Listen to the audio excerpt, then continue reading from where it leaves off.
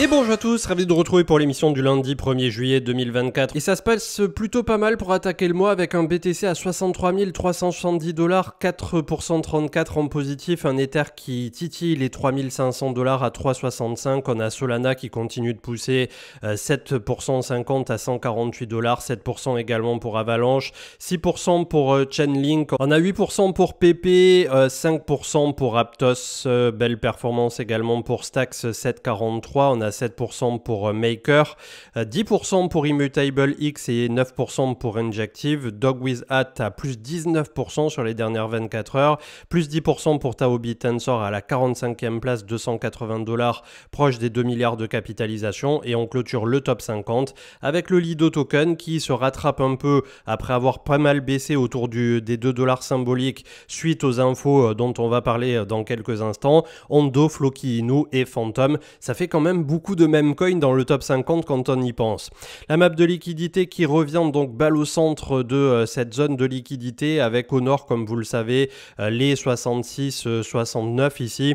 On va voir sur ce début de semaine, on pourrait probablement revenir raccrocher le train des 65-66 sur un petit rebond comme ça où on avait d'un point de vue chartiste un mini W qui s'était imprimé en journalier. Au nord, vous le savez, il faut commencer à attaquer le bloc des 72 000. Le 4 heures donc qui a bel et bien défendu le support dès lors qu'on est passé sous les 60 000 à nouveau. On était venu chercher 58,5, on n'était pas très loin de l'ancien point bas.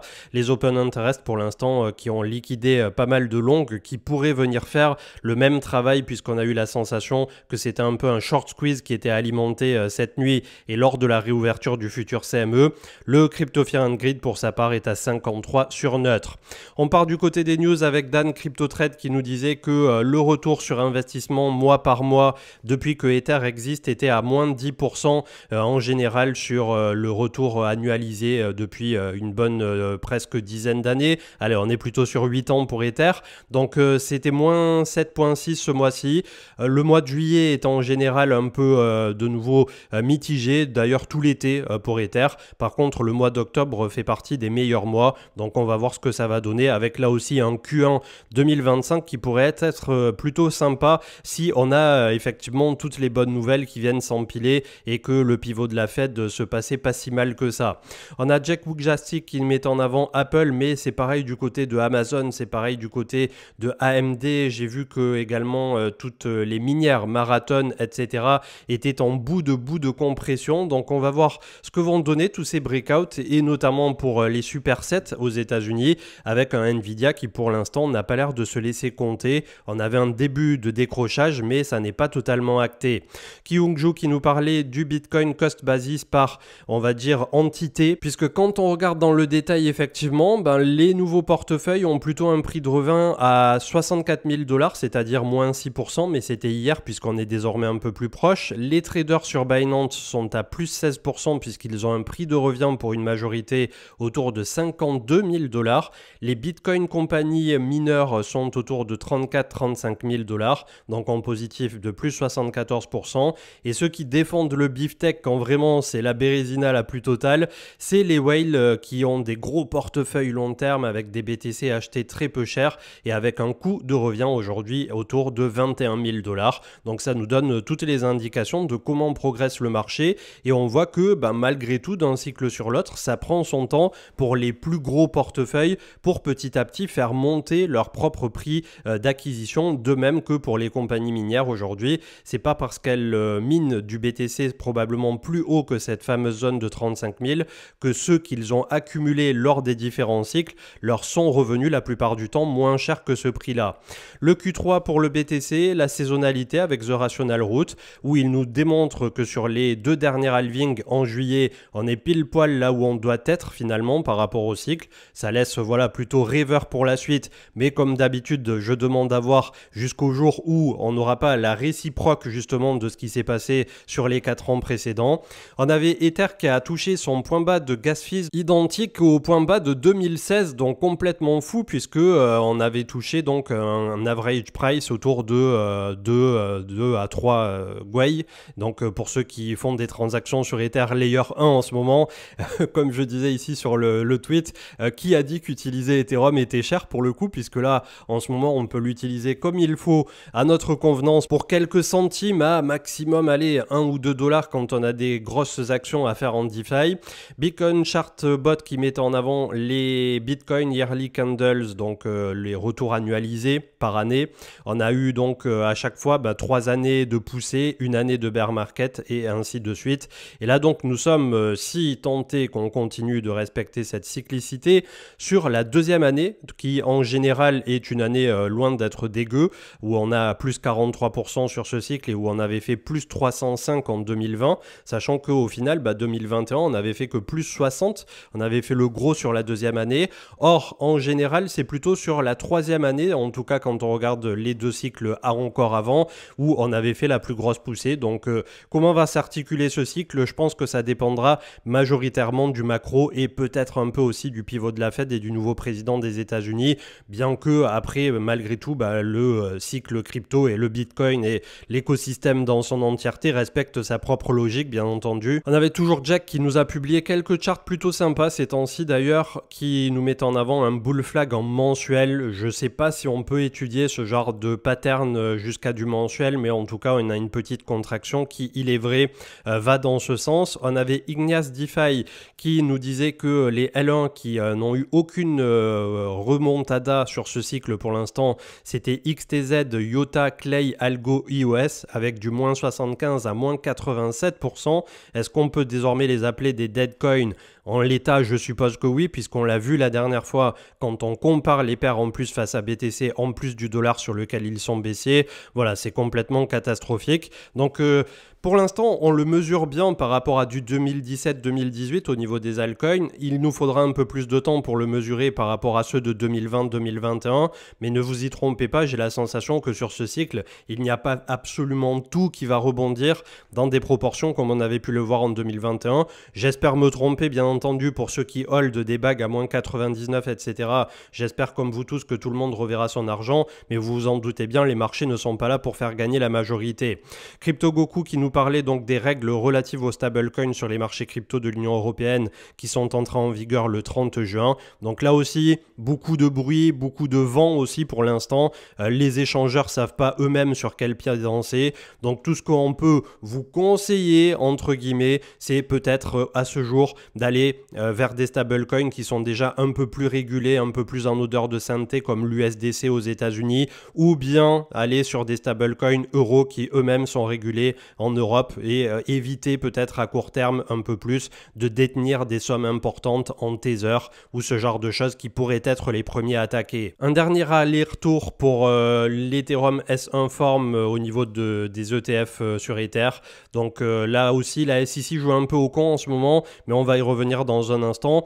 On avait TX Analyzer qui nous faisait un long trade sur ce qu'allait être Mega ETH. On en a parlé rapidement dans la dernière émission. C'est un projet dans lequel Vitalik et quelques grands autres noms de l'écosystème ont investi 20 millions de dollars en seed et qui permettrait, sous forme de layer 2, de layer 0, peu importe, on s'en fout de la dénomination, d'être un accélérateur de l'execution layer pour permettre à Ethereum de faire 100 000 transactions par seconde, de l'ordre du millième de seconde. Donc on va voir ce que ça va donner. Ça peut apporter, comme d'habitude, un petit quelque chose, je suppose, à Ethereum en tant que tel. Après, la question c'est, est-ce que tout ça ne pourrait pas être développé un jour ou l'autre sur Ethereum Layer 1, tout simplement, pour lui permettre d'arriver pleinement et simplement à devenir ce qu'il a toujours souhaité être et supplanter bon nombre d'autres projets qui, entre-temps, eux aussi, parfois n'ont pas su convaincre. On avait Kyungju qui mettait en avant qu'on continue de capituler sur le hash price et donc les firmes minières. Donc petit à petit, la finalité de cette capitulation des mineurs. On a vu des mineurs qui vendaient parfois jusqu'à 1000 bitcoins. Ça peut paraître anecdotique, 1000 bitcoins, mais pour eux, ça commence à faire déjà un bon coup dans le stock. C'était confirmé toujours par Julio Borreno qui mettait en avant qu'on est revenu à des points de décembre 2022 par rapport à la capitulation et qu'on avait eu le point bas de FTX à partir du moment où on avait eu un drawdown aussi important au niveau du hash rate avec moins 7.6. Donc peut-être que là aussi, ça irait dans le sens que cet été permet de créer les conditions favorables à une meilleure reprise à la rentrée. Journal du coin avec Coinbase Derivative qui dépose des certificats auprès de la CFTC pour lister des contrats à terme réglementés aux États-Unis pour les jetons Shiba, Link, Avax, XLM et Polkadot. On avait Jacob Canfield et donc j'en viens au micro-sujet du moment qui met en avant, imaginez que au niveau du trading sur actions aux États-Unis, toutes les semaines la SEC attaque de façon complètement random n'importe qui, n'importe quand, sur n'importe quel angle, et c'est ce que sont en train de faire à nouveau la SEC avec Consensus, Lido, Rocket Pool et le fait qu'on puisse faire aussi du staking un peu dérivé du côté de MetaMask. Donc il y a eu une attaque juste vendredi soir à l'aube justement du week-end. À chaque fois, bizarrement, ça se passe au bon moment comme ça quand le reste des marchés viennent de clôturer. Et donc la SEC qui s'attaque à tout ce petit ensemble, mais qui finalement propose le même type de staking, etc. où il voudrait dans l'idéal qualifier le programme de staking comme des securities, titres financiers. Donc là aussi, les premiers retours que j'ai eu d'un point de vue légal et notamment d'avocats aux États-Unis, etc., ils ont dit qu'il y avait quasi aucune chance que la SEC gagne ce genre de bail, d'autant plus au vu de toutes les décisions récentes, mais vraiment on commence à en avoir un peu marre dans l'écosystème de tous les jours avoir une news en mode c'est bon, Ethereum est une commodité, ils arrêtent d'attaquer Consensus, et 2 jours plus tard, alors que Gary Gensler déclarait que tout se passait bien pour Ethereum au niveau des ETF, des approbations, les documents, tout était ok, blablabla, de nouveau ils y renvoient une méga disquette en essayant d'attaquer sur un autre angle, et ça, au bout d'un moment, ça commence à légèrement casser les vous rajouterez le mot, mais voilà, c'est aussi peut-être les dernières cartouches qu'est en train de tirer Gary et toute son administration, avant probablement de se faire remplacer en fonction du nouveau président toujours des États-Unis qui, pour l'instant, suite au grand débat, a l'air de se diriger vers le candidat qui faisait consensus, en tout cas par rapport au marché. Julio Moreno toujours qui disait que la demande des BTC est toujours en berne sur 30 jours. On l'a bel et bien vu de notre côté avec le cours qui a suivi. On avait le Solana ETF qui a été déposé à son tour par 21 shares.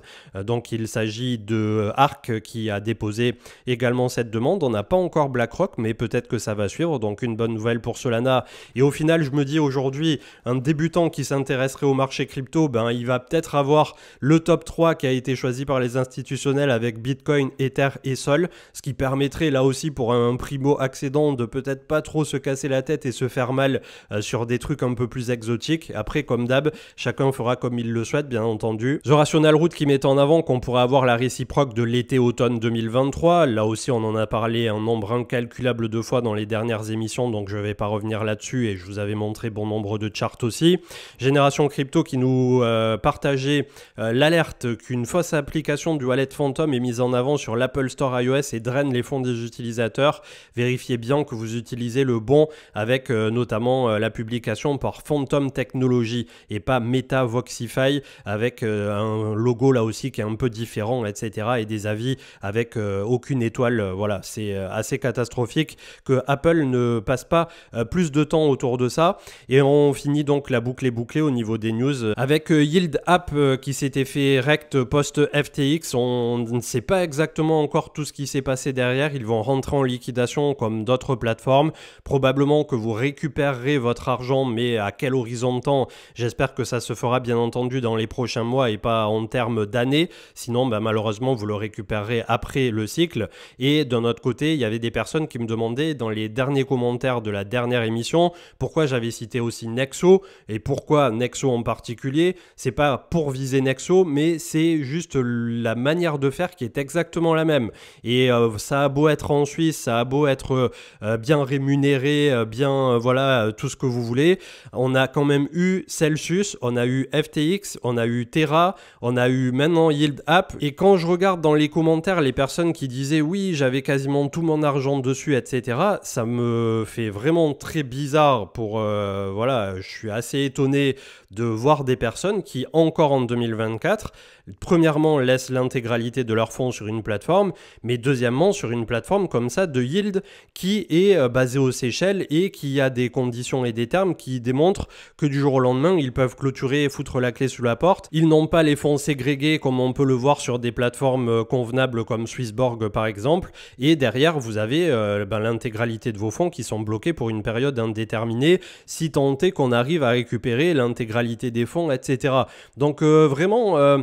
Après tout ce qui s'est passé en 2022, pour ceux qui ont connu 2022, j'ai vraiment du mal à expliquer le fait que des personnes laissent tous leurs fonds comme ça sur ce genre de plateforme pour essayer peut-être d'aller chercher, je sais pas combien ils proposaient, du 10% ou dans ces eaux-là, en ayant les meilleurs bonus. Vous pouvez actuellement avoir beaucoup plus en DeFi sur des smart contracts qui sont éprouvés, avérés, et notamment pourquoi pas du côté de AAV ou ce genre de choses, et qui vont vous offrir exactement pareil sans passer par un tiers de confiance ou un intermédiaire centralisé. Donc franchement, essayez de faire ce petit travail de votre côté. Je sais que c'est une leçon qui pour beaucoup a coûté cher là pour Yield App, mais vraiment quand je vois des personnes qui en plus continuent de demander pourquoi Nexo, pourquoi Yield App, pourquoi Celsius, pourquoi FTX, vraiment sortez de ces plateformes qui offrent des rendements qui sont la plupart du temps très hauts par rapport à ce que propose le reste du marché, tout en ayant les mauvais côtés au final en cas de disparition de la plateforme, et c'est exactement ce qui vient de se passer pour Yield App. 2277 milliards pour le crypto total qui défend le point bas à nouveau. Alors là, on a peut-être l'espoir désormais que le M-Top en devenir se transforme en W au cours de l'été, mais bon, pour l'instant, c'est beaucoup trop tôt pour le dire, vous vous en doutez bien. Le crypto total 2 des alts, pareil, contraction. Là, on a vraiment un flag pour le coup au niveau des alts. Il a suivi la moyenne mobile 20 hebdo, donc on va voir ce que ça va donner en bout de compression, et c'est exactement pareil que c'est en train de faire en ce moment du côté des minières d'ailleurs, d'un point de vue chartiste. Le Bitcoin himself, 63 300 ce matin, belle défense à deux reprises des 58,60. C'est ce qu'on voulait voir, on est toujours malgré tout sous la moyenne mobile 20, toujours en légère accélération baissière au momentum MACD, le RSI est quand même venu chercher 56, on n'était pas très loin de la zone médiane, donc on va voir comment vont se poser les choses au cours de ce mois de juillet. Un Ether pour qui il a lui défendu la moyenne mobile 20, on n'a pas clôturé en dessous, c'est plutôt positif à court terme. Souvenez-vous, on devait avoir probablement le 2 juillet ou à compter du 2 juillet l'approbation finale. Désormais, on a une deadline qui court plutôt autour du 7 au 8, c'est-à-dire sous 7 jours roulants. Normalement, d'ici lundi prochain, on devrait avoir la finalisation autour d'Ether et donc on verra comment va réagir le cours. On voit qu'on est moins dégradé au niveau du momentum MACD et du RSI, ce qui laisse aussi sous-entendre que sur Ether BTC, on a une belle défense en ce moment et on pourrait avoir enfin Ether qui vient s'exprimer. Dans les alts qui ont une configuration contre le dollar et contre BTC, on l'avait vu en fin de dernière émission contre Bitcoin, on a AAV à court terme qui vient recoller proche des 100 $. Donc les deux fois ici qu'on est venu chercher du 70, 72, c'était vraiment chaud patate, puisque franchement j'avais bon espoir qu'on arrive à percer ici à la mi-mars quand on est venu chercher 145 $, moyenne mobile 200, ça n'est pas passé. Donc ça reste exactement le même objectif à franchir plus tard, les 150 et le haut de range autour de 165 $ pour permettre à AAV de s'extraire de cette zone sur laquelle il consolide quand même depuis avril 2022, ça n'est pas rien. Toujours en DeFi, on a Métis contre le Tether qui est en train de finir sa petite correction sur support ici autour de 45 $, donc plutôt pas dégueu contre le dollar. J'ai pas vérifié contre le BTC par contre. Avax qui défend la moyenne mobile 100, il a front run légèrement autour de 23 $. On est de retour à 30 $, donc quand même un rebond assez extraordinaire. On a la médiane à venir chercher autour de 33. Au niveau des indices, on a le CAC 40 qui avait clôturé en léger négatif vendredi dernier, mais qui apparemment en pré-market était en positif, si je dis pas de bêtises. J'ai pas le futur CAC 40, mais j'ai vu passer ça du côté de Twitter sur un compte safe ce matin. Donc à voir suite aux dernières infos et notamment des législatives, comment ça va se passer aujourd'hui pour la zone FR. Donc au moment où j'enregistre cette émission, ça n'a pas encore réouvert, on le voit que ça ne bouge pas. On va voir ce que ça va donner. Et on clôturera donc sur la vision pour le marché américain avec effectivement quelques actions qui nous offrent là aussi en ce moment des belles contractions et des sorties comme Amazon où on est sorti donc d'une zone des 185 $. Ça avait mis pas mal de temps à travailler depuis janvier 2023 où on était à 80 $. Et donc on peut constater sur ce type de dossier ou même Tesla récemment que quand même on a un certain prochain soutien du marché. Tesla, ça se passera pour le coup plus tard, autour de 240 $ où on viendra chercher la trend, plus toutes les moyennes mobiles qui sont juste au-dessus, moyenne mobile 200 à 230. Donc le jour où on arrive à s'extirper, on vise dans un premier temps le haut du range à 413 $ pour Tesla et par la suite, je pense plus tard encore, lorsqu'il arrivera vraiment à sortir de ce grand range, on rentrera en phase de découverte de prix comme ça l'a toujours fait. Ça reste des convictions qui sont personnelles, bien entendu je peux me tromper, c'est un secteur hyper concurrentiel, l'Asie met les bouchées doubles donc sur toutes les voitures électriques, donc voilà, c'est quand même assez touchy, mais pour le coup ça fait partie des actions que je porte très largement dans mon cœur et dans mon portefeuille, donc je continuerai de le suivre quand bien même ça se pèterait la gueule derrière. On verra ce que donnera Tesla dans les prochaines années. On se quittera peut-être avec le DXY, le dollar américain, qui retrace légèrement 105.5, mais qui est toujours quand même relativement haut. Ceci étant dit, là aussi on peut vérifier que petit à petit on est en train de casser la volatilité au niveau du DXY et la sortie de cet apex pourrait se faire tout simplement autour de l'automne, maximum fin d'année, avec un mouvement un peu plus brutal qui là aussi soit serait alimenté par des bonnes nouvelles pour le marché et continuerait de pousser les assets à risque comme les cryptos ou les actions beaucoup plus haut, ou bien on aura le double effet qui se coule du marché qui aura mal anticipé un landing, qu'il soit soft ou hard, et le dollar qui malheureusement viendrait reprendre de nouveau du pouvoir et les marchés se casser un peu plus la gueule au niveau des États-Unis, ce qui là aussi, si jamais on avait ne serait-ce que moins 5, moins 10% du côté du SP500, je me demande comment se maintiendra à ce moment précis le marché crypto. Je vous souhaite à tous une très bonne journée. Je ne sais pas encore si on fait le live ce soir parce que je ne sais pas si Marc et Manu sont dispo. Dans tous les cas, on se retrouvera d'ici mercredi probablement et on va voir donc sur cette semaine qui nous amène à l'approbation finale de Ethereum ETF Spot, ce que va nous donner le marché crypto avec, à court terme en tout cas, un beau rebond qui s'est acté sur une zone de support clé et qui a été défendue par le marché. C'est plutôt positif. Très bonne journée et à plus tard. Ciao, ciao.